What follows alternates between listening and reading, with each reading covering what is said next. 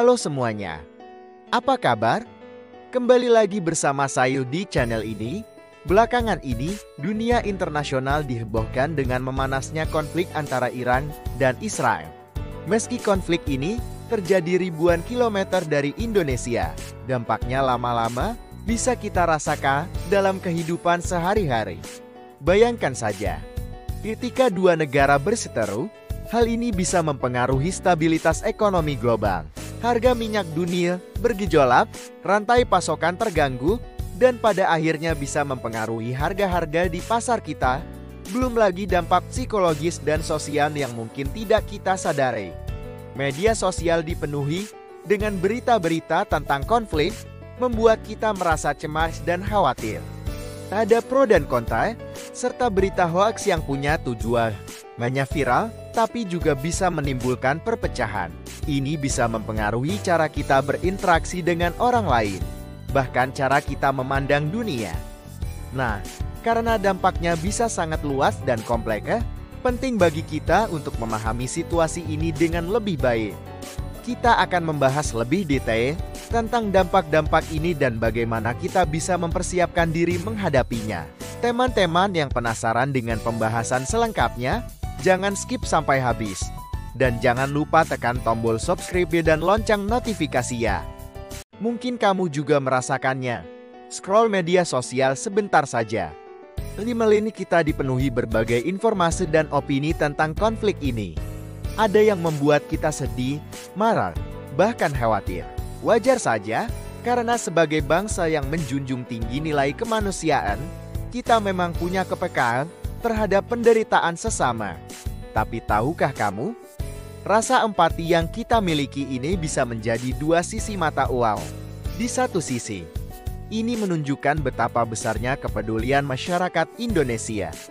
Namun di sisi lain, emosi yang menggebu-gebu bisa membuat kita kurang bijak dalam menyikapi informasi. Coba perhatikan timeline media sosialmu. Berapa banyak informasi yang kamu terima tanpa verifikasi kebenarannya? Berapa kali kamu melihat perdebatan panas yang sebenarnya tidak perlu terjadi? Inilah yang perlu kita waspadai bersama. Kekhawatiran akan terjadinya perang dunia juga semakin meningkat. Tapi ingat, kecemasan berlebihan justru bisa kontraproduktif. Yang kita butuhkan adalah sikap tenang dan bijaksana dalam menyikapi situasi. Sebagai warganet yang cerdas, mari kita ambil peran positif, mulai dari hal sederhana.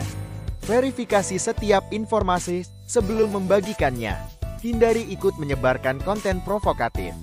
Dan selalu mengedepankan diskusi yang konstruktif. Kita bisa tetap peduli dan berempati tanpa harus terjebak dalam pusaran informasi yang memicu perpecahan.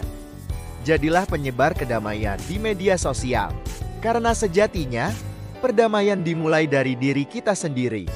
Bagaimana menurutmu terkait dampak sosial ini?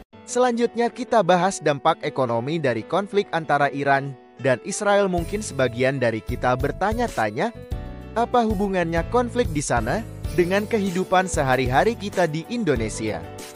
Jawabannya sangat erat kaitannya dengan harga minyak dunia.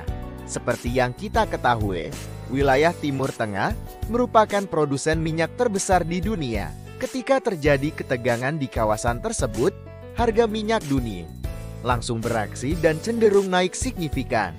Kenaikan ini tentunya berdampak langsung ke Indonesia. Yang paling terasa adalah kenaikan harga BBM. Ketika harga BBM naik, efek domino langsung terasa ke semua sektor. Ongkos transportasi naik, biaya distribusi barang meningkat, yang akhirnya mendorong kenaikan harga kebutuhan pokok. Bagi masyarakat kelas menengah ke bawah, situasi ini sangat menekan. Bayangkan, dengan penghasilan yang sama, mereka harus menghadapi harga-harga yang terus merangkak naik. Daya beli menurun drastis, yang tadinya bisa beli 10 kg beras, mungkin sekarang hanya mampu beli 8 kg. Belum lagi dampaknya terhadap tabungan keluarga. Banyak keluarga yang terpaksa menguras tabungan mereka hanya untuk memenuhi kebutuhan sehari-hari.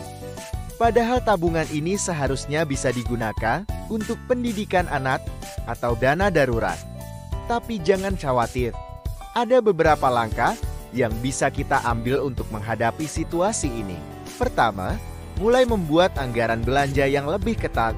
Kedua, cari alternatif pengganti untuk produk-produk yang harganya naik signifikan. Ketiga, mulai memikirkan sumber penghasilan tambahan yang bisa dilakukan dari rumah. Yang terpenting adalah tetap tenang dan bijak dalam mengelola keuangan keluarga. Situasi ini pasti akan berlalu. Kita tahu untuk siap dengan segala keadaan yang akan terjadi. Ibarat sedia payung sebelum hujan.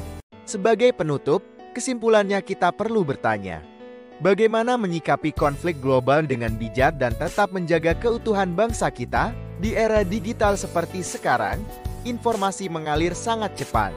Tapi ingat ya, sebelum membagikan informasi, pastikan kebenarannya dulu. Jangan sampai kita ikut menyebarkan berita yang malah memicu perpecahan atau kebencian. Nah, berbicara soal konflik Iran-Israel, ini bukan hanya masalah politik, tapi juga kemanusiaan yang perlu kita sikapi dengan kepala dingin. Kita sebagai masyarakat Indonesia harus tetap tenang dan cerdas dalam menghadapinya. Yang bisa kita lakukan sekarang adalah mempersiapkan diri, terutama dalam hal ekonomi keluarga, mulai atur anggaran dengan lebih bijak, karena bisa saja ada kenaikan harga barang. Hemat energi dari sekarang, dan ajarkan keluarga tentang pentingnya hidup sederhana. Kalau kita ingin membantu, salurkan empati melalui lembaga resmi dan terpercaya. Ini lebih baik daripada terpancing emosi atau ikut menyebarkan kebencian di media sosial. Ingat, setiap tindakan kita bisa berdampak pada persatuan bangsa. Yang paling penting, jangan sampai konflik di luar sana membuat kita saling menyalahkan sesama anak bangsa. Justru ini momentum untuk mempererat persatuan dan toleransi. Jadikan perbedaan sebagai kekuatan, bukan alasan perpecahan. Bagi para orang tua, ini waktu yang tepat untuk mengajarkan anak-anak tentang pentingnya perdamaian dan toleransi. Mereka adalah generasi yang akan melanjutkan perjuangan menjaga keutuhan bangsa ini.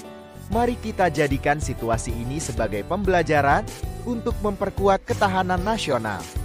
Indonesia adalah negara besar yang sudah terbiasa menghadapi berbagai tantangan. Dengan persatuan dan kebijaksanaan, kita pasti bisa melewati masa-masa sulit ini. Terima kasih sudah menonton video ini. Jangan lupa like, share, dan subscribe untuk konten-konten inspiratif lainnya. Sampai jumpa di video berikutnya. Salam damai dan tetap semangat Indonesia.